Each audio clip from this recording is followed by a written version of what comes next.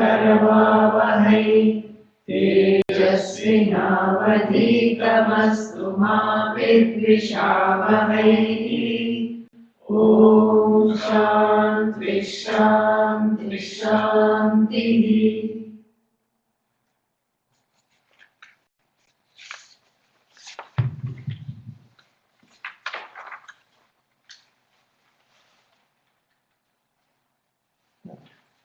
First 6 verses we will chant together.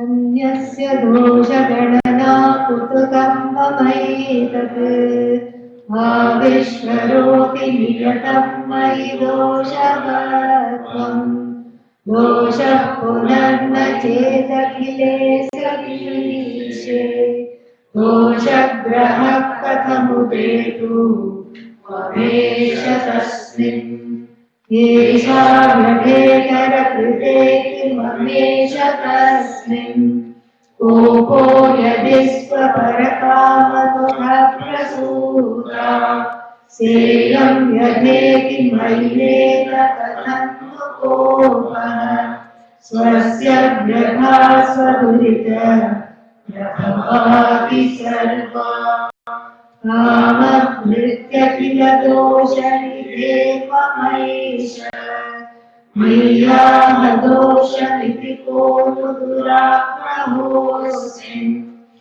एयत्त्वमालपतियो यमनन्यकेन वायोऽभ्रसत्ववती सोऽयमसक्तिमान् यः संश्रितस्वरितधीर्यसनापुरस्तत् दोषस्य तं प्रतिवचोऽस्तु न्यदोषम् यद्वच्मितन्मम किं नक्षतये स्वदोष चिन्तैव मे तदपनोद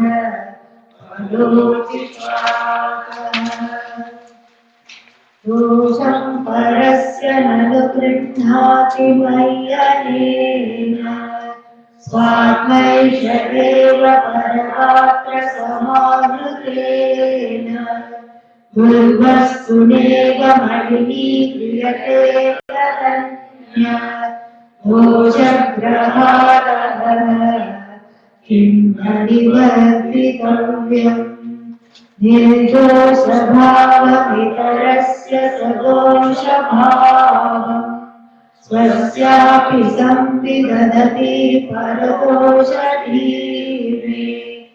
आसाम्यं परिकरातु परातिमात्र हेतुर्व्यनक्तु न कथं मम तुच्छभावम्.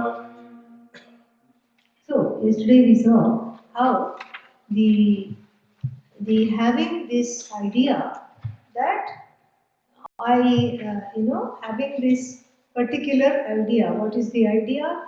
That if I am studying Vedanta, then it's not a problem to have problems with others. That idea is shooted down in verse number 5, because when you have, a me and other split, it's actually an internal split, and that internal split causes problems for the what did we call it yesterday? Brahmakara vritti, akhandakara vritti, because that vritti of oneness through which the knowledge is transmitted is not able to blossom. So that is the reason why we start with the internal split, and that internal split is often manifest in the fault finding of others. So that is verse number 5. And in verse number 6, the holier than thou attitude as a result of what?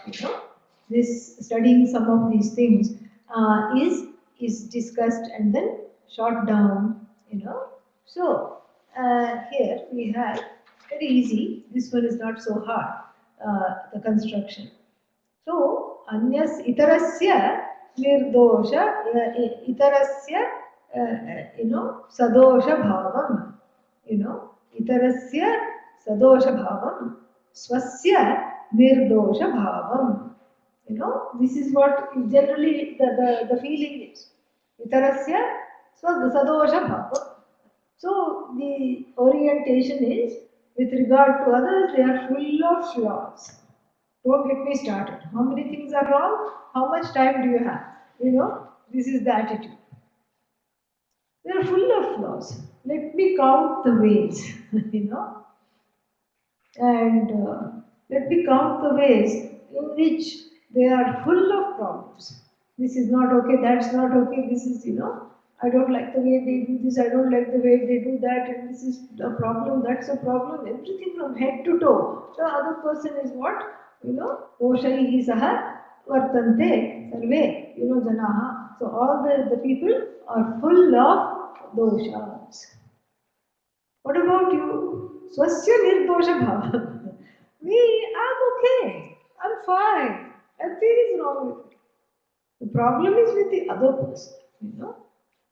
This is a kind of a mild, maybe mild, but maybe mild or not so mild, narcissism. This is what narcissism is. This narcissism, this Narcissus was some kind of a Greek, god that fell in love with his own reflection and wanted to hug the reflection, and as soon as he hugged it, it would go away. And he just pined and died off like that. And so that has been all these Greek gods have become the name of mental health conditions. I don't know what that is about. Oedipus complex, Electra complex, narcissism. Interesting. So, this is, so narcissism means what? That you don't, you are never wrong. It's one thing to sort of say that, okay, I also may have problems, but the other person also has problems. This is some kind of a garden variety condition that can be, neurosis, that can be corrected. But to say that, I am 100% perfect, I do everything perfectly, and you are the one that's imperfect. This is what is, this is a classic case of some kind of a narcissistic tendency. And the other highlight, I don't know to call it a highlight, but another symptom of the narcissistic tendency is to deflect and project onto others. What is one's own problems, you project onto others. So, if, for example, if one is argumentative, one would say, I'm not argumentative at all, but however, you have a lot of problem with that. You need to stop arguing. So, this is a classic case of projection and deflection. And so this is, this is what is talked about here, what is in short called holier than thou attitude. And what is this holier than thou attitude? I'm perfect. And, I'm a spiritual person, I'm perfect. In every which way, I'm perfect. I'm the perfect teacher, perfect student, perfect person, and everything I do perfectly. And then, I'm too good for this world. That is the only problem. I'm too good for this world, and somehow Bhagavan has put me around all these lowly mortals who are full of problems. And I have to deal with these problems and deal with these problematic people every day. This is, the author says that this is a very, this can either be, this is a kind of a deterrent to, naturally, a deterrent to studying Vedanta. You cannot study Vedanta like this, and you cannot, even if you study Vedanta, it will not sit in your heart. Because you're making a big distinction between you and the other, and there is judgment. It's not just a distinction. It's one thing to say I'm different than you, but here there is a severe judgment. I'm perfect and something is wrong with you. And this is the way in which he's saying this specifically so that a person on this path of studying Vedanta is able to, and he's going to say that in the last verse also as a prayer to Lord Shiva. Where is the daya, he asks. For a person studying Vedanta, daya, accommodation, compassion should be the goal to achieve, should be in the forefront. And so instead, if I go by rules and say I'm a Vedantin and you're not, and therefore you are worse than me, and if I make certain judgments, and then that is just a what is that? Superficial understanding of this knowledge, and the superficial Vedantin is of no use to anybody. So, just for the sake of it, like a textbook Vedantin. The knowledge has to, this knowledge is not, there is no difference between the person professing, there should not be a difference between the person professing the knowledge and the person's own behavior. That is the thing,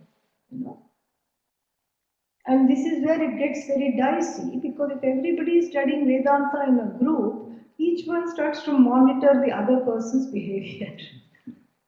Each one says, I feel I'm fine, swasya nirdosha bhavam, but itarasya sadosha bhavam, you keep on looking for. You keep on looking around and saying, well, this person started to study Vedanta even before me, but look at how they behave, This person started to do this even like this, and this is how they are doing. And so like this, there is everything. Every person is compared and then put down. Then also there is the what we were hinting at yesterday and discussing a little bit yesterday, which is what the different matas. What to do with Neo-Vedantins? Maybe they don't have the concept of Ishvara, but there are many groups that are studying so many things and very popular. How do I, as a student of this knowledge of oneness, deal with them or look at them? Look at people whose views are different than me. And that is where this audaryam, this accommodation, this being bigger than others. And you don't become bigger than others by condemning them. You become bigger than others by, accommodating them. And that's why the Gaudapadacharya's work, which we were talking about yesterday, is very important here. Because in Gaudapadacharya's work, he says that all these matas are fine in their own way. Let them fight it out. If they want to fight it out between one another, amongst one another, let them do so. What do? We embrace them all and we transcend them all. We don't have a truck. Vedanta does not have a truck with anything or anybody. And and this I could see in the behavior of Pujya Swamiji. I could see that. Each and every time I could see that. So many people would come to him, very different, all the religions, people would come to him. And without condemning anybody, he would receive them very politely and talk to them. And even this one of his students' father, a born-again Christian, came to him and said, and told him, Swami, you are wrong. Why? The world was created 5,000 years ago. And Swamiji tried to say, well, that creates a problem because some of our buildings are 5,000 years old. And they're still surviving, And he says, no, the world was created 5,000 years ago. And, this is how it is. This is what the Bible says. And Swamiji tried to tell him, well, we have dinosaur bones, and we have carbon dating. Because from this, we know that the world was much there for much before 5,000 years ago. He just said we don't believe in carbon dating because Bible doesn't mention carbon dating. And then he was an evangelical person, and his son was Swamiji's student. And the father was not liking it one bit that the son was studying Vedanta. And so the son brought the father to Pujya Swamiji. You know. In fact, everybody who studied brought their parents to Pujya Swamiji. Whichever parents had problems, they had to, they would go, Swamiji would talk to them. And so here also, this kind of a talk was taking place. And then, so he looked at Swamiji and said, we don't believe in carbon dating. And Swamiji said, well, however, what about dinosaur bones? He says, well, Swami, don't you see? Don't you believe that God is Almighty? Yes, we believe God is Almighty. Don't you think that the Almighty God created the world 4,000 years ago and then put some dinosaur bones to confuse the people? Yeah. This is what he said. And Pujya Swamiji's answer was what? How will you have your coffee? With or without sugar?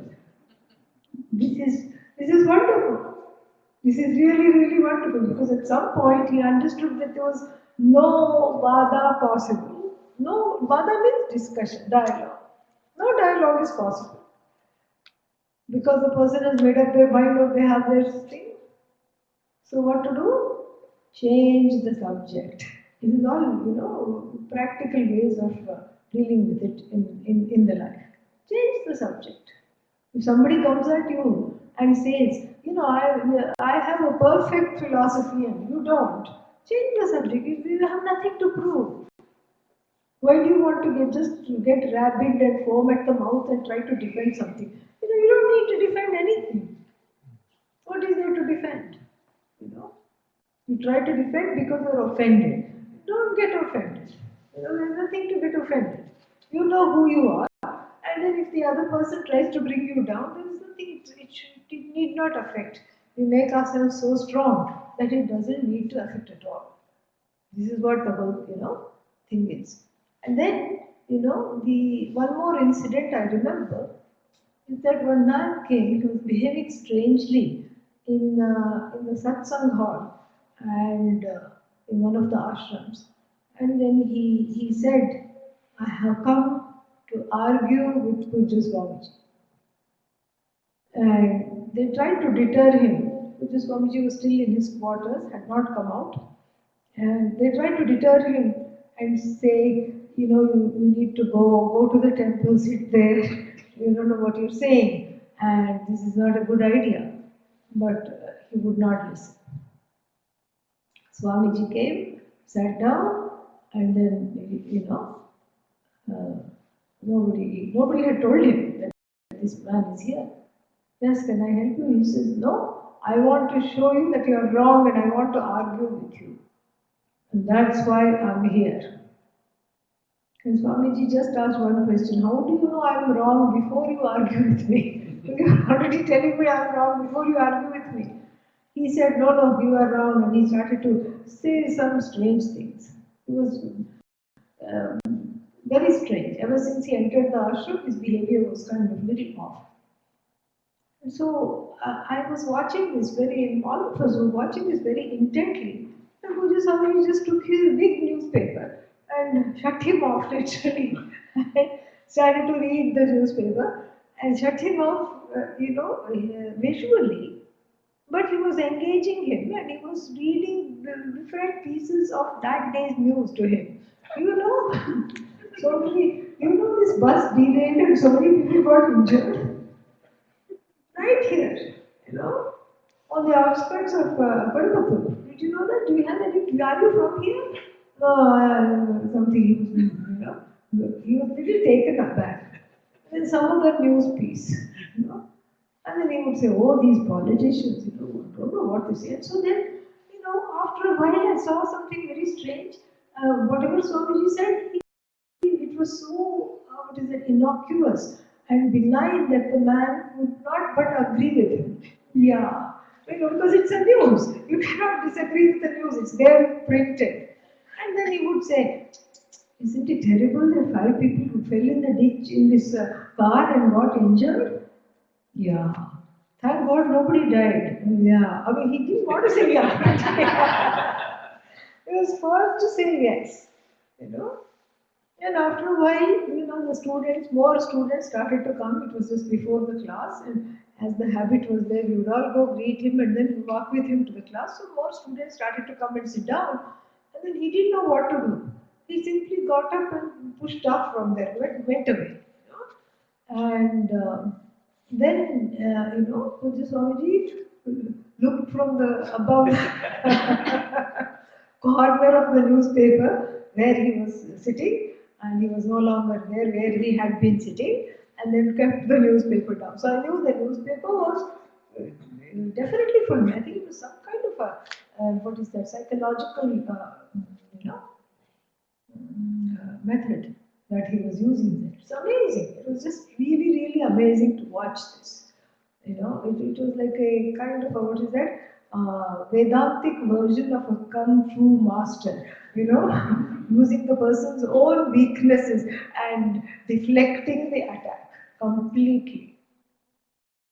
And in so doing, disarming the person, not by taking away their weapons, but making them drop it on their own volition. And this is what the whole thing is.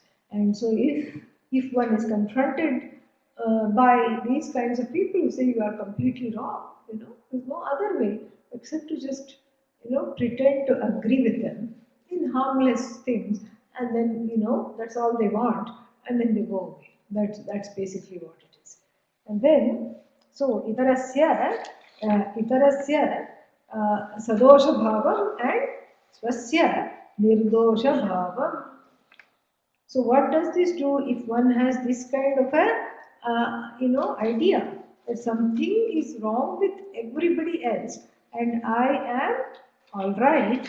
Then samvidadhati means it confirms. What does it confirm? It confirms that something is wrong with me. I have a buddhi, me buddhi. What is my buddhi? I have a condition called, paradosha dhihi, a buddhi that is oriented towards finding fault with others. Paradosha dhihi me. So you can say, so what? It is my buddhi. And if my buddhi gets the title of paradosha dhihi, what is it to you? It's my buddhi. You don't have to deal with it. You don't have to deal with that at all. It's my buddhi. What is it to you? And so, to that, he says in the second line, so this is what he says. Astamiyam, let it be so. Astam, it's my buddhi. It's my paradoshadhi. Astamiyam, astam, let it be. What is it to you? Then the response is that, well, it does affect others. It does affect others. Or you can take astam to the first part. What is the first part? The sadosha bhavam, itarasya and swasya nirdosha bhavam astam. But then you can't say astam, let it be so. Why? Because it generates or engenders what is called a paradosha dhihi, in the sense of a buddhi that keeps on finding fault. So in the second instance, this on the other hand, itaratu, this buddhi, this buddhi, what does it do? This buddhi, this belief that everybody is wrong and I am the only one that is correct.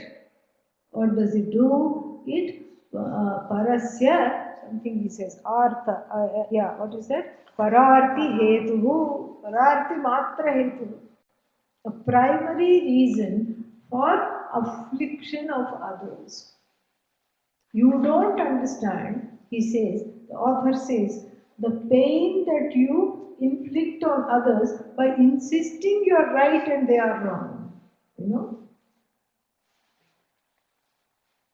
This is what the whole thing is. So by insisting on your way, and then, sometimes you cannot insist on your way without putting other people down.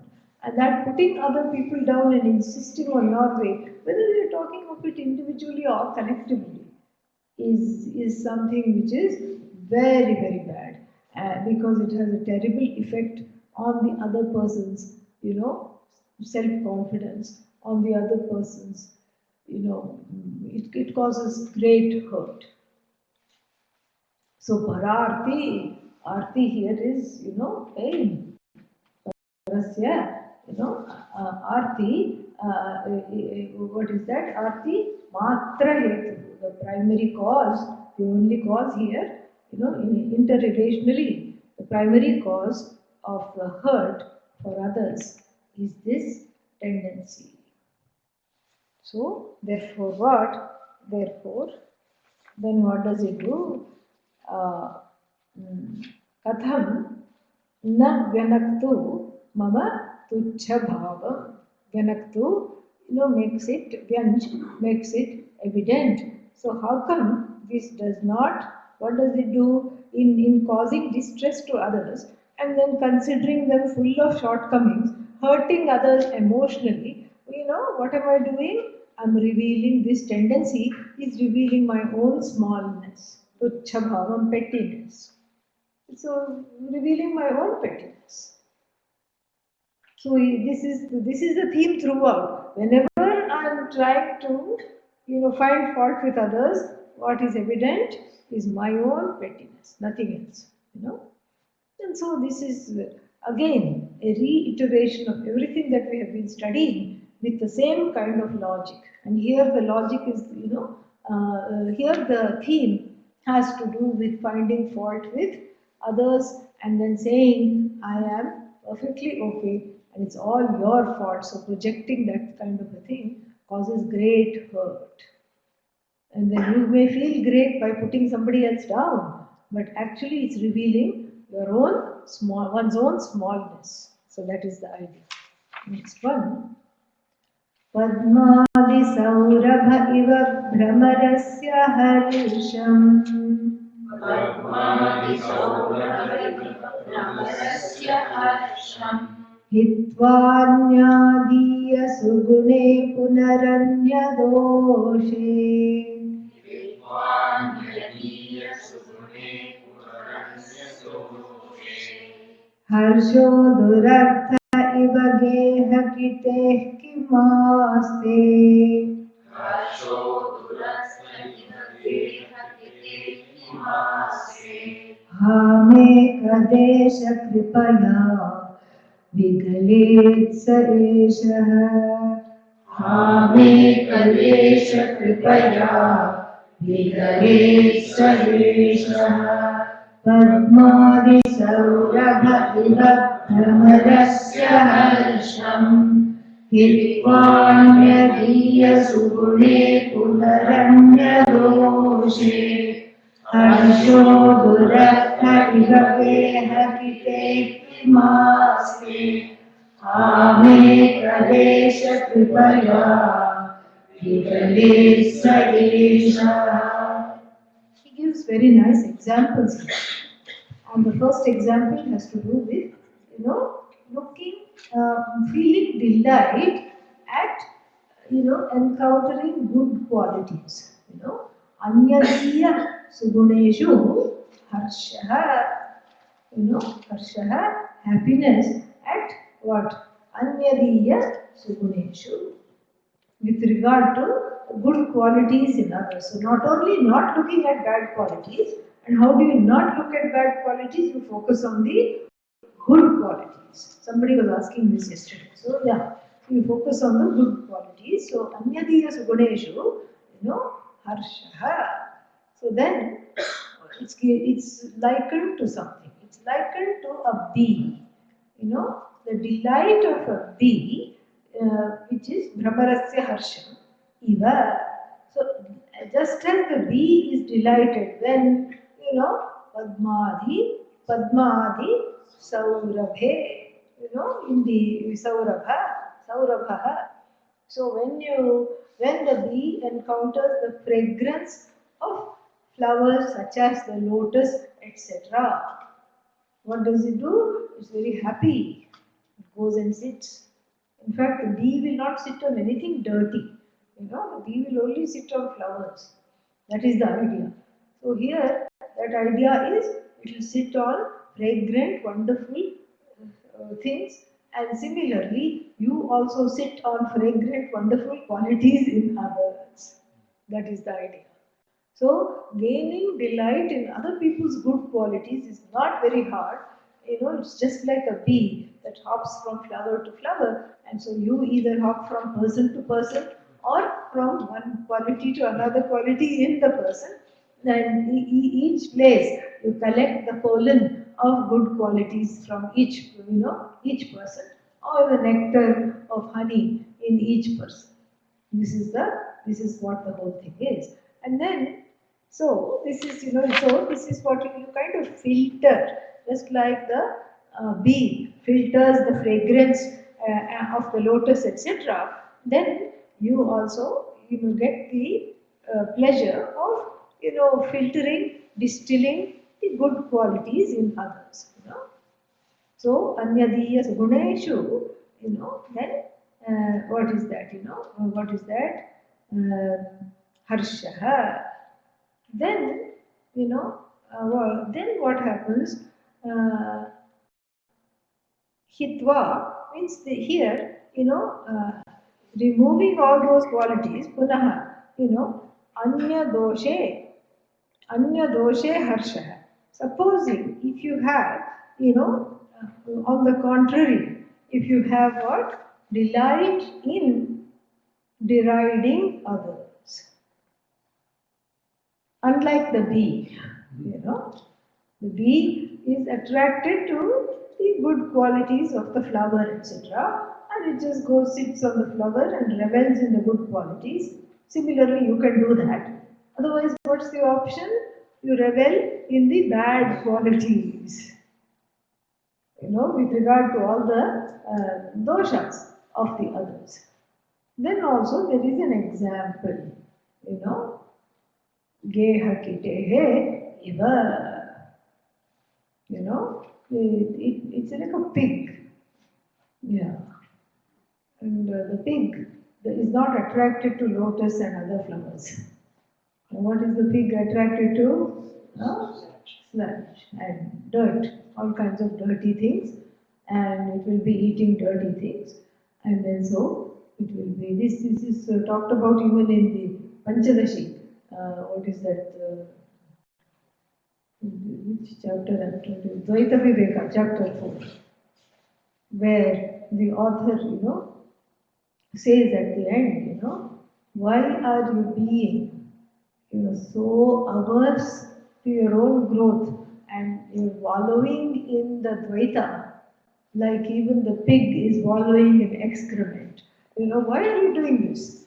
The author asks, at the end of the chapter, meaning stop. So this is a very common analogy of pig rolling in all kinds of dirt, and then you are rolling in the dirt of other people's gunas, durgunas, and then who is getting dirty, you or the other?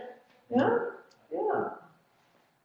So if the pig rolls in the dirt doesn't get piggy, the pig gets dirty, right? So therefore, it's a very important caveat here, how to behave. And so he says that, better to be like the bee, please be like the bee. And what does the bee do? The bee has a, the bee has a quality of only going to the good things And then the bee has a quality of only looking for the good things and then going to the fragrance and the pollen of the flowers, etc. And then, so you can also be like that. You can also look for the good qualities in people, and praise them, and then revel in them. Revel in them means talk about them, praise them, and then, or if you be like the pig, then what happens? It is durarthaha. It is very, very bad to revile, all kinds of these things. Very, very bad. And then he adds a prayer. Oh Lord, ha me, ha me Isha. Oh my Lord, ha is an expression of despair. Oh no, ayo, Deva, ha me Isha. You know, Kada, Tava Kripaya, Tava we have to add. So when by your grace will all this melt? Vigalet Saha, when will all this dissolve? When will all this problem of finding fault in others dissolve in me?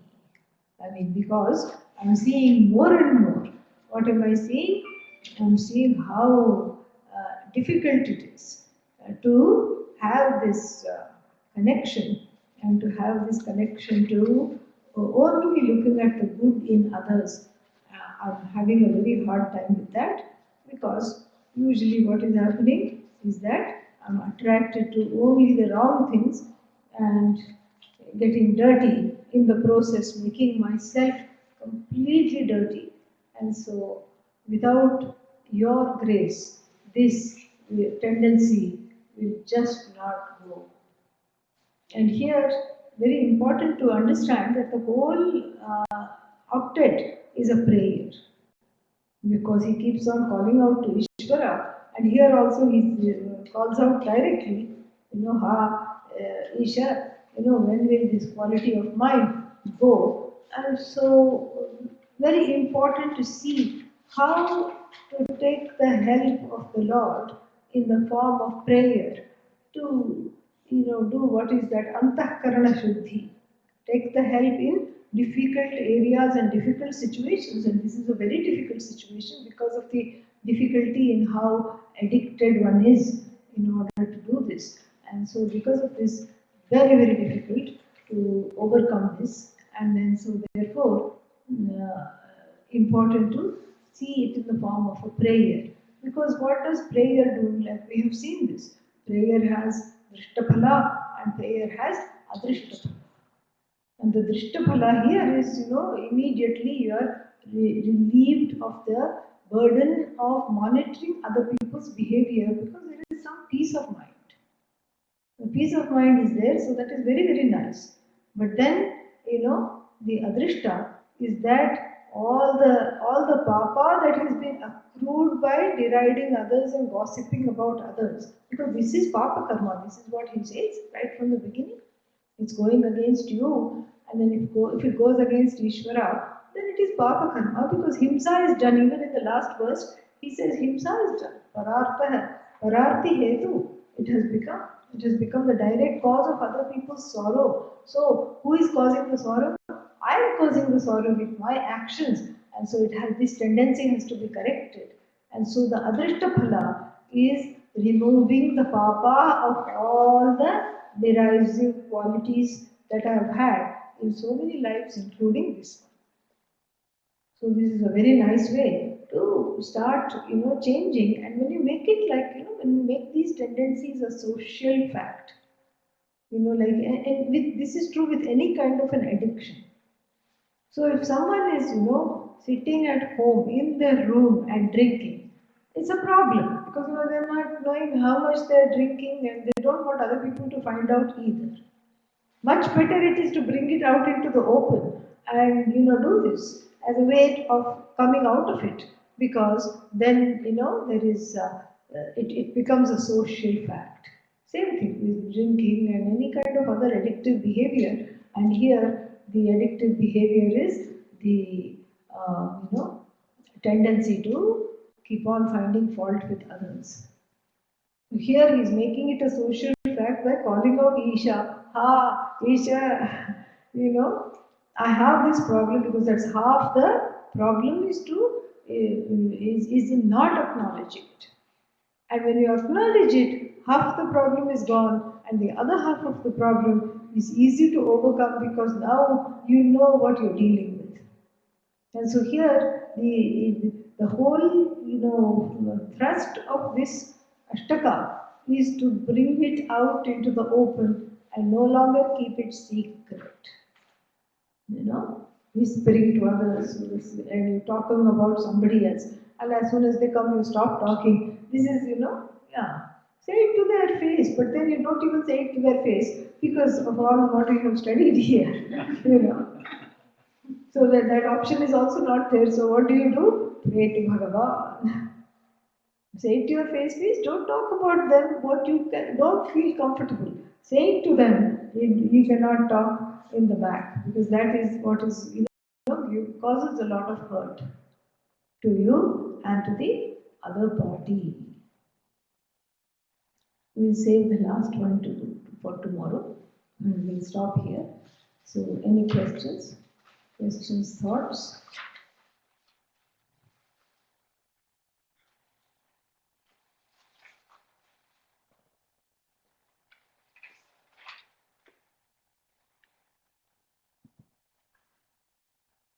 When do when we phrase the way he has phrased it, it is not my problem, it's not another's problem, it is my problem. Yes.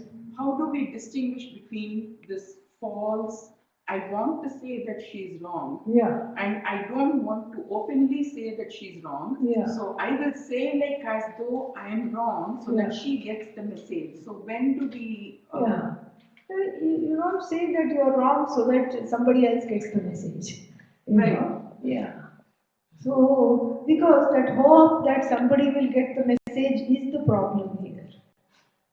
So how do we stay away from that? You have to heal the portion. We have to heal the portion that wants the other person to say that they are wrong. Sometimes you want the other person to apologize and you give some hints. What is it that begins with S? Come on.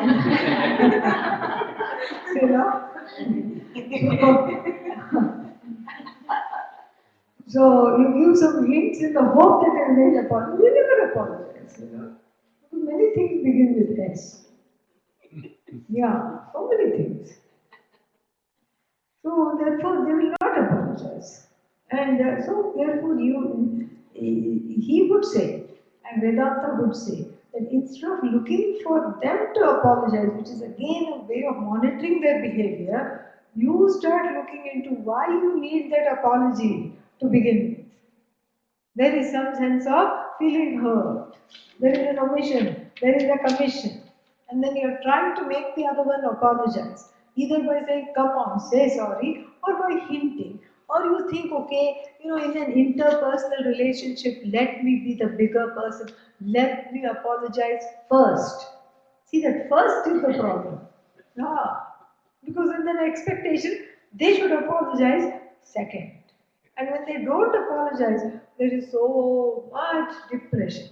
Because they didn't apologize, they didn't even say sorry, And don't expect, don't expect, because then you will be sorry. They will never be sorry. You will be sorry because even though you are sorry, they were not sorry. Yeah? In professional lives, yeah, when we interact with people, yes, this is one of the tactics that is told, which correct, is to say, how do you make the other person say sorry, which is contrary to what we we have just discussed. Absolutely, here. Yeah, so those are psychological tactics. But there are die-hard people who will not succumb to these tactics.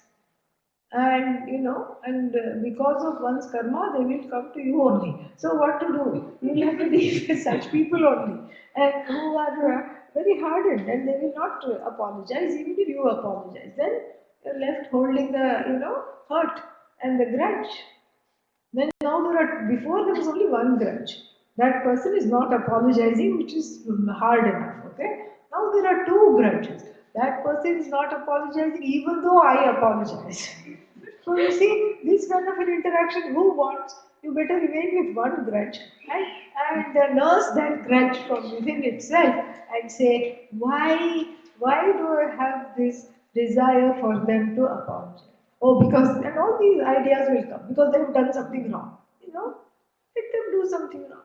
Astu, let it be. No, they shouldn't do this, it's wrong. Okay. Try telling them, did they change? No. Last time also they did this. Did they change? No.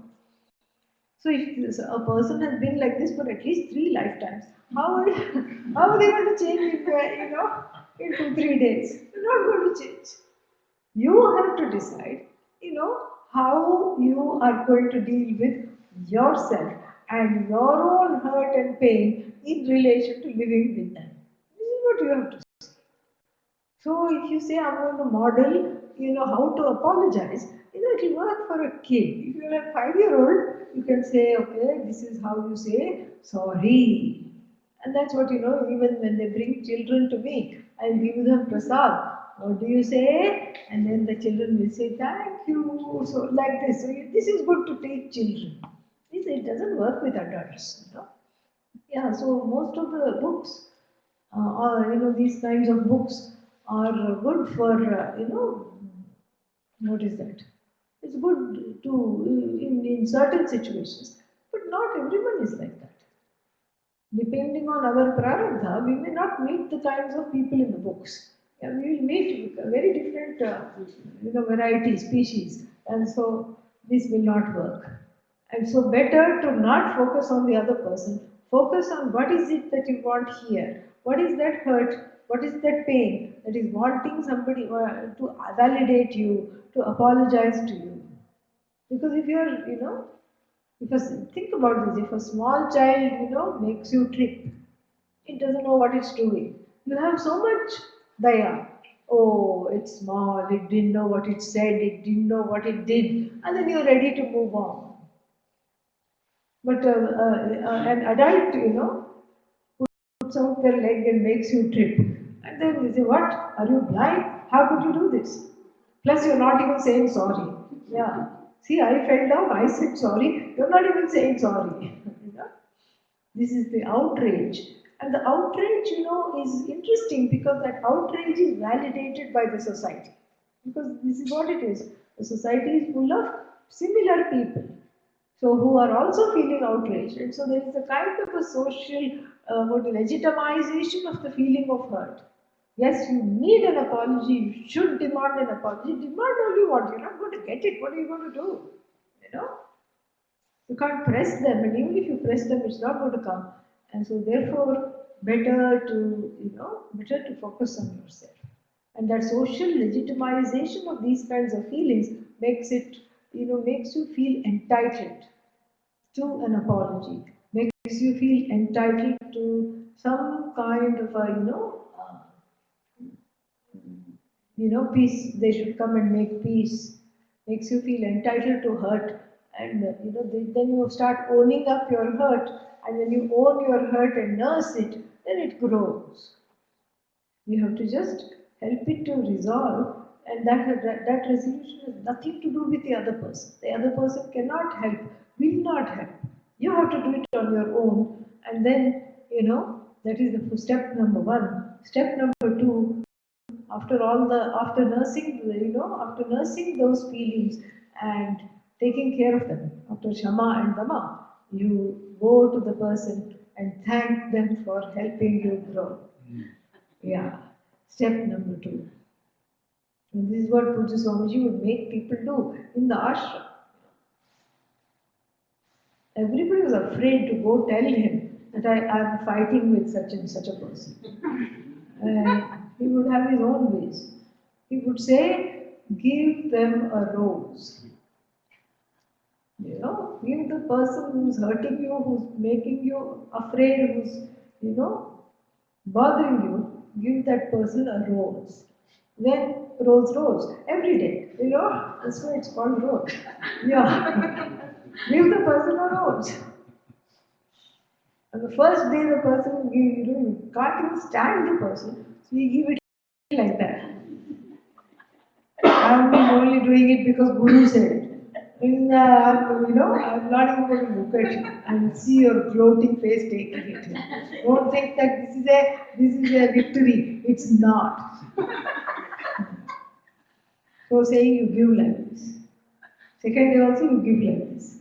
Third day you are curious. Let's see what you look like, taking this rose.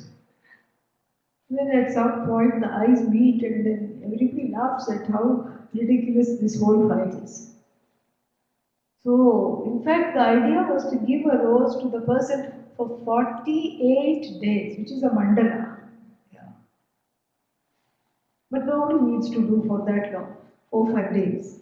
I think the longest was 10 days. It is very bad fight, bitter fight. So, this is what it takes. It's really all about you. The other person is just there to polish you. Sometimes what they do is, these gems, they put them in this tumbler with other stones, and the stones rub against the gem and bring out its luster. To think of everyone in the Jagat is here to bring out your luster. And of course, the luster comes, the shine comes after, being in this tumbler, along with all these stones and just being jostled around, and then, parts of the Ahankara broken off, parts of it polished, parts of it repaired, then the luster comes. And so, be happy with the opportunity. If somebody says something bad about you, look into it and see. And if it is not justified, tatha, bless them. Shubhamastu. Om Tat Sat. Enough. That is all you can say. What else can you say? Don't engage. You have to put a full stop there. Enough, alam, miti. Enough. And so, that's the way to grow. Because everybody else is not here out to get you. In fact, they are here to help. Bhagavan has personally sent them, gift wrap. And so they are here to help. And your job is to be helped. That's all it is. Use them for the best of advantage. And this is what helps one grow. And that's the new way to look at people in the Jagat. They're not here to be your friends. They're not even here to be your significant other. On the level of Paramarthika, when you're focused on Paramarthika, all the people in your life become sadhana. Dealing with them, become sadhana. You are the sadhana. In that way, then you are safe.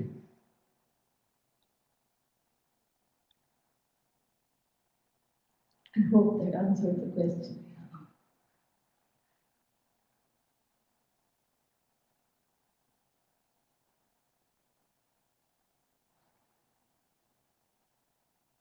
Okay. Anything else?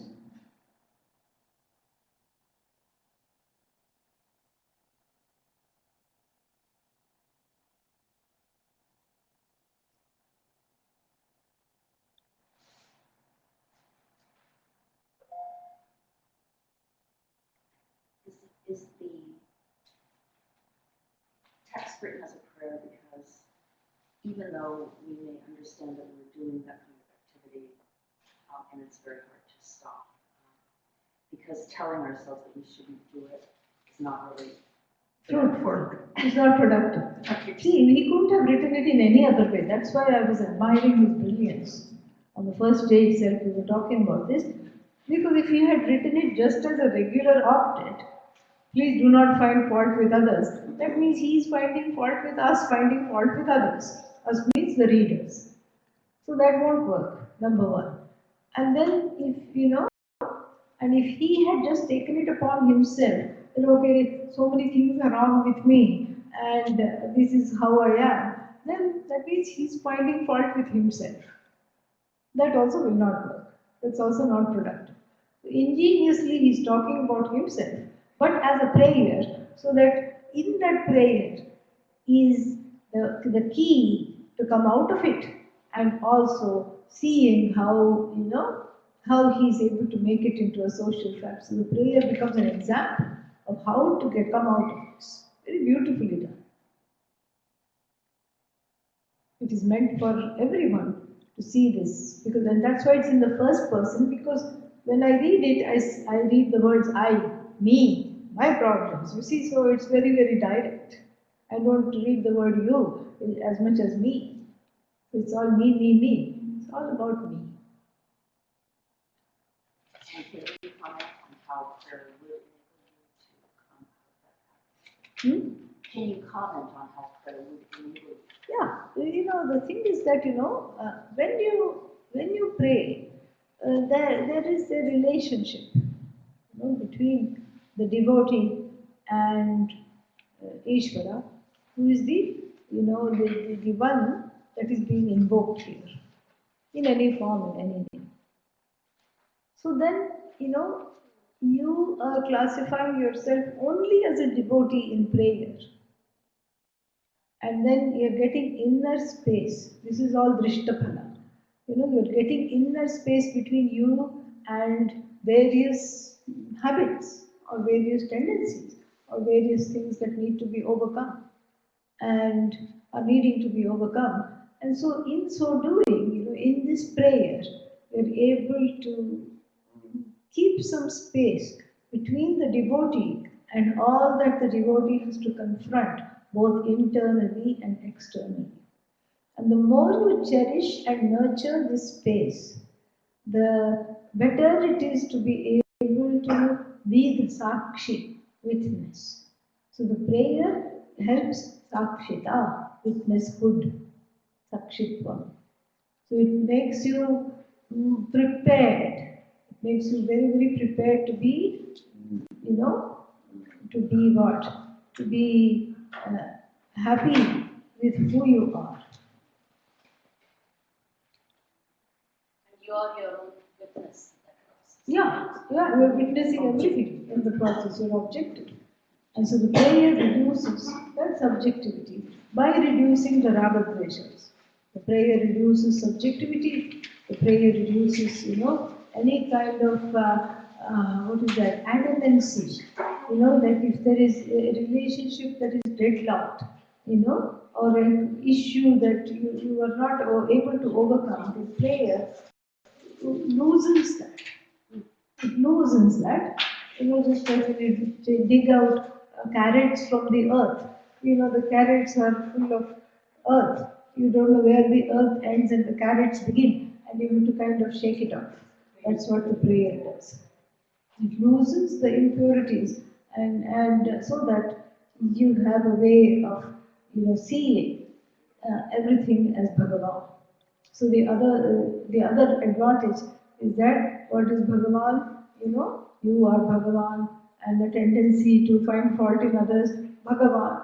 And then other people's tendency that is finding fault in you, Bhagavan. And something not working out, Bhagavan, somebody not apologizing, Bhagavan. It's all Bhagavan, Bhagavan. And so the limited, and we talked about it the first day, the limited, the so-called limited jiva, appeals to the limited, limitless. And when the limitless, is invoked, all the limitations disappear because you are one with that limitless. So that's why it's very efficacious, very efficacious. And then I also said it makes everything a social fact. So the addiction is no longer a private addiction where you feel like whispering something and then hiding, having some friends about, with whom you can talk about others. Because you see, when you in many homes, upbringing, that's how one feels close. One feels close to the immediate family members by criticizing others.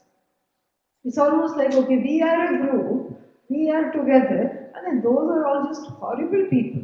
So as soon as you get together, it's very toxic. But I've seen this in so many families. As soon as you get together, you start, keeping on saying how horrible the other people are or whatever it is. And then in a strange way, that unites you with the people with whom you are, deriding others. And then so this is a kind of a habitual and an indirect way of feeling close. You can directly feel close to people. Why do you have to use this? It's like Dravida Pranayama. You can catch the nose right here. Why do you have to catch the nose like that? You know? So this is what it is. So in some houses, if there is conflict, one feels loved. So you just keep on fighting in a way to make sure that you feel that love after yelling and fighting and after having a good fight, then you feel very close to the person. How strange, how silly. Why do you have to do that? When directly you can tell them I really care about you. And I'm happy that you're in my life. No, first you yell at them, fight with them, and then you feel safe enough to approach them. These are all things which need to be, these are all conditionings. Yeah, habitual ways of being. And that's why one is used to it. That's why one keeps on, gets into this addiction of finding fault with others because that's all one knows. So this is an old habit about which one is not aware. First is to make it aware, make it a social fact, and then work on it. Work on it with compassion, with loads of compassion towards yourself and towards others. That is basically how it is.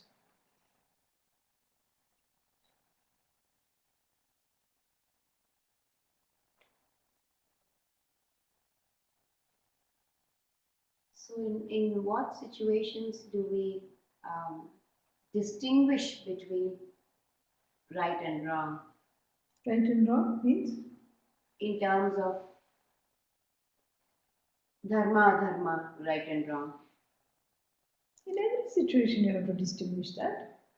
I don't follow the question. Maybe there's a part that is unsaid. So please repeat that because I'm not able to understand.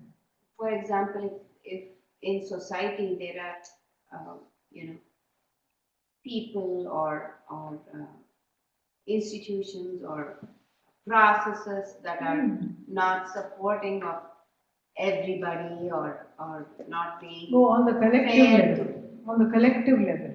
on the collective level. Yeah. So, yeah, you have to distinguish. Like I said, so even on the collective level, what you need to do, what you have to do is see, first look at your own tendencies. Why is it bothering you? Yeah. No, but it's not just me, it's bothering other people also. Majority doesn't make something, right. Right. Yeah. So it doesn't matter. Why is it bothering you? And what is it about you that you need to change? And once you get objectivity about the particular situation, then the options are many more. How to deal with it compassionately is much more there, And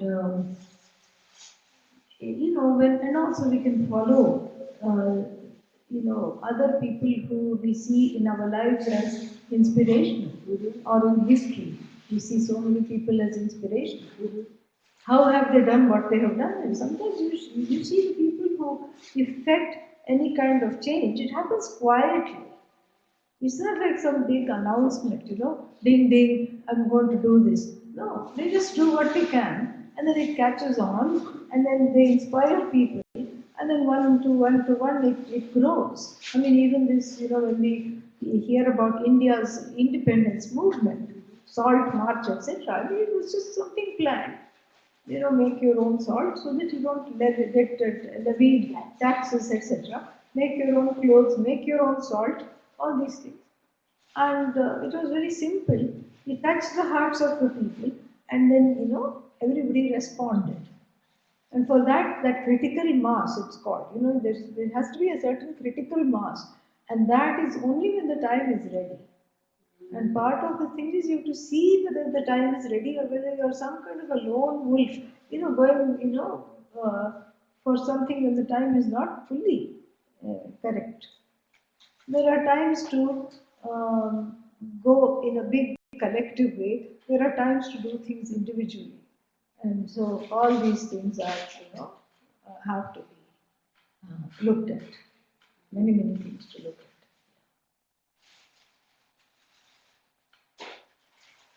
Could this also apply at an organizational level? Yes, everywhere. That's what she was asking. Yeah. Societal level, organizational level, And it's not, it's not easy. It's not easy. And that's what happened in the Bhagavad Gita. He did not know. This is what is called Dharma Sankata. Arjuna was in the midst of a conflict. So as long as Raga Dveshas are there, first they have to be eliminated or at the very least suspended, and then you have to work with yourself. Really, why are you so passionate about something? You have to work with yourself. What is it that is triggering there? Then you have many more options, because then you're not compelled to do something. You're doing it because it can be done. There's a very big difference. Doing it because you feel compelled to do it, you feel pushed to do it, you feel, there's no other, you feel pressure to do it. There is no pressure. Or you feel like a wrong has to be right. Yeah, that is what the pressure is. This is wrong, it has to be righted, and I'm the one I have to change, I have to do this, And sometimes people say, I have to do this all by myself. No, you don't, You don't. And you do, and it also depends on what is there to do. Sometimes, you can do something which is very subtly. It doesn't have to be a huge deal. In fact, the way of the Hindu Dharma is no disturbance. And even to a disturbed, chaotic world, if you're trying to bring about changes and making it better, even there, that causes disturbance. Yeah, because people are used to some kind of wrong ways. People are used to that. So this is what it is. So you have to, Causing least disturbance. Causing least disturbance. That's why we keep talking about carbon footprint and all these kinds of things. So this is the emotional footprint, the spiritual footprint, social footprint.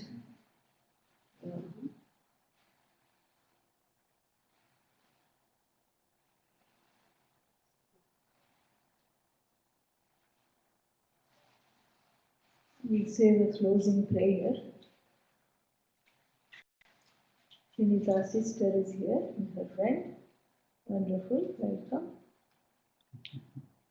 Om Swasti Prajabhyah Paripalanayanta Nyayena Margena Mahim Mahishaha Go Brahmanebhyah Shubhamastu Nityam Loka Samasta Sukhino Bhavantu Kale Varshatu Parjanyah Prithvi Sasya Shalini Deshoyam Shobharahitah Brahmana Santu Nirbhaya Sarve Bhavantu Sukhinah Sarve Santu Niramaya Sarve Bhadrani Pashyantu Ma Kaschid Dukha Bhavet Asato Ma Satgamaya Tamaso Ma Jyotirgamaya Mrityoma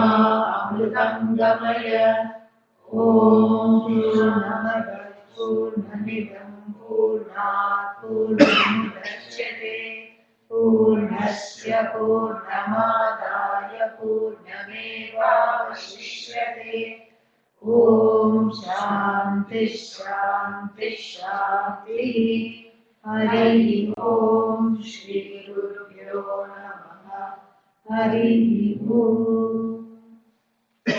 Did you want to say something?